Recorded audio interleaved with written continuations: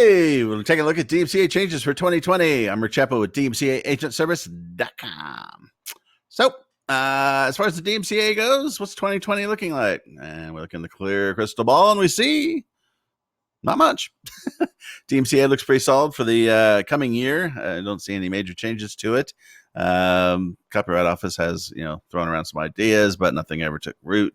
And so it looks pretty solid. About the only change we'll see is if you have an agent or you're using an agent service like ours, DMCAagentservice.com, this may be the first year you get renewal notices. So when the Copyright Office launched their new registration system in late 2016, they included a new 3-year renewal requirement. So every 3 years, you have to renew your agent registration before you get outraged. It's a mind-bending $6. And if you use our service, we even pay for it. But regardless, you have to update every 3 years or your registration is terminated. And the reason they're requiring the renewal is basically 2 reasons. One is to keep the directory clean. So if a company goes out of business or something of that sort, their registration will naturally just fall out of the directory. With the old directory that they had, it became just a garbage heap. There were all these listings for companies that hadn't existed for 10 years and things like that. And so this will get rid of that. And then the second reason is to force you to review your registration to make sure everything is accurate. So if your business is moved, for example, or something of that sort, you'll need to update your business address. I know, radical changes. But anyways, if you register an agent on your own with the Copyright Office, make sure to keep an eye out for email messages coming to the email address that you used. Very important.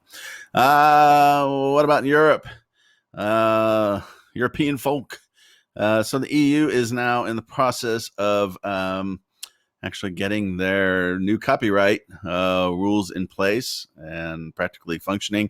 Basically, what's happening is the safe harbors that are built into copyright law in the U.S., there was something similar in Europe, but now they're being greatly limited.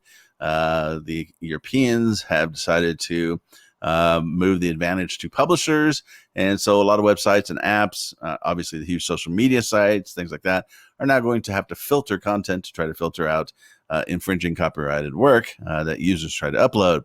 And if they fail to do so, they can be fined under the new statutory setup.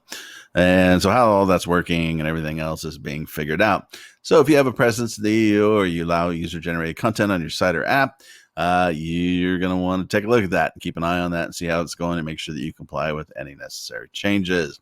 Europe's kind of crazy. The EU is, they really, really like to issue regulations and what have you. And I swear, after a while, if you're in Europe and you try to upload a website or an app, it's just going to be pop-ups and consent forms and warnings, and you're not going to be able to see the website soon.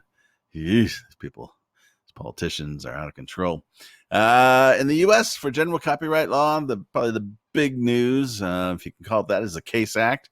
We're waiting to see what's going to happen with that. So the Case Act is essentially a small claims court for copyright infringement claims. One of the setbacks with copyright law is that most of the lawsuits in the U.S. have to be filed under federal law, and that can be expensive from a legal fees perspective. So the Case Act would set up sort of a small claims scenario where you can go ahead and litigate, disputes over somebody, grabs your blog post and reposts it or something of that sort, and have at it that way. The claims would actually be limited, so you could for works that you'd registered with the Copyright Office, you could claim damages of up to $15,000 per work, but no more than $30,000 total. So if you had one blog post stolen, you could sue the person for up to $15,000. But if you had 3 posts stolen by the same person, the total damages you could claim would be $30,000.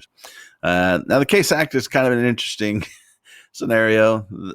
The basic idea is they're talking about the Copyright Office is going to hire 3 copyright experts who are going to form a tribunal who are going to hear these cases.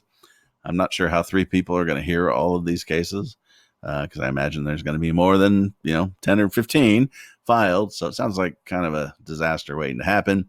But we'll just have to see how it plays out. So what's the status of the Case Act? It was introduced to the House of Representatives in May of 2019. They passed it on October 22nd, 2019. It then went to a judicial committee with the Senate in September of 2019, and my understanding was it was passed without comment. So we're kind of waiting to see what's going to happen at this point. It would go in front of the full Congress for a vote, and then potentially to the president for signature into law. However, as you've probably noticed in Washington, things are a bit askew at the moment. So who knows if the various politicians can agree on anything in the face of the impeachment actions and a major election coming up at the end of this year. Yes, can you believe it?